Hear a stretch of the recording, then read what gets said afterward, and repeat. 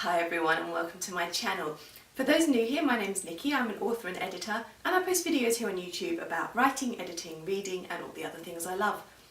Today you're joining me for an Ask an Editor video and our topic for the day is proportion. So today I'm just going to do a very quick little video just explaining 3 ways in which you can improve the proportion in your manuscript, and we'll be covering too much information, too little information and irrelevant information. So starting us off, too much information.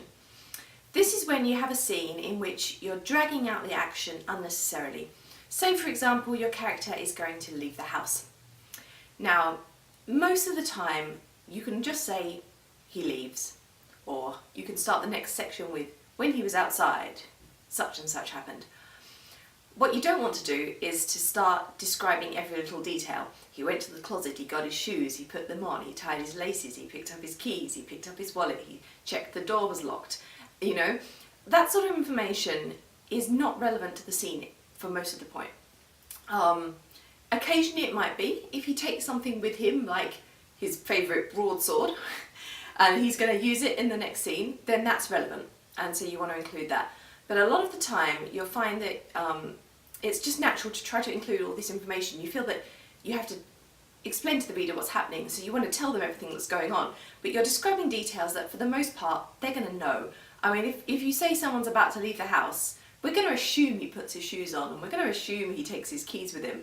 So unless it's absolutely relevant to a plot point that's going to happen later on, don't describe it. You're just filling up the manuscript with unnecessary detail that's going to distract the reader, it's going to slow down the pacing of the story. The next point is the opposite of that. What happens if there's too little information? So as opposed to a scene where you've included every little detail, suppose he's now left the house having put on his shoes, picked up his wallet, taken his keys, but he's gone off to a fight with his broadsword. And you describe the fight and it's over in 2 sentences. The monster came at him, he ran it through with the sword, the monster died. We've kind of been building up, I would assume, towards this epic battle, and then you're not giving us the epic battle. So whereas there was too little information in the previous scene, too much information in the previous scene, there's too little here. So what you need to do is, you want to describe the scene. This is an important moment. This is not like putting his shoes on, this is something major, I would assume, if he's fighting a monster, to the plot. So you want to give plenty of information, you want to describe the fight, short punchy sentences, blow by blow, literally, accounts of the battle.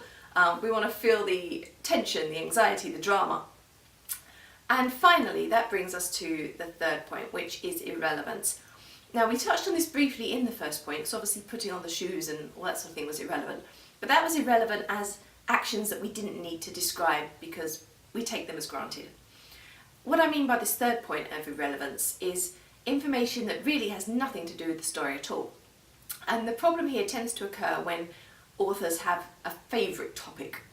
So say for example, I love Jane Austen, which is true, but we'll just go with that. I've decided that my lead character also loves Jane Austen. Now if we want to say that, mention it at some point during the story where it makes sense to bring it in, that's fine. However, what you don't want to start doing is having your character go off on this 2-page rant about why she doesn't like a certain adaptation of Pride and Prejudice on TV, or why she thinks Sense and Sensibility is a better book than Pride and Prejudice.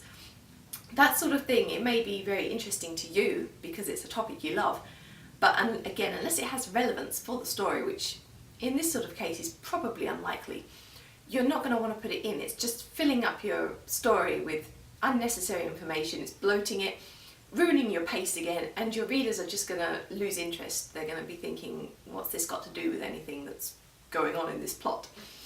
So those are the 3 points to bear in mind. Take out information where it's obvious and unnecessary. Make sure you're including your information where you want to describe something that's important to the plot, an important scene, an important action, and leave out information that's just irrelevant and it's just filling up your text with nothingness. So, I hope that's a bit of help. If any of you have got any questions on proportion, pop them in the comments below and I'll do my best to answer them for you. But I hope you found that information in these quick tips of use. I will end there for now, but I will see you all again very soon with another video. Bye for now everyone.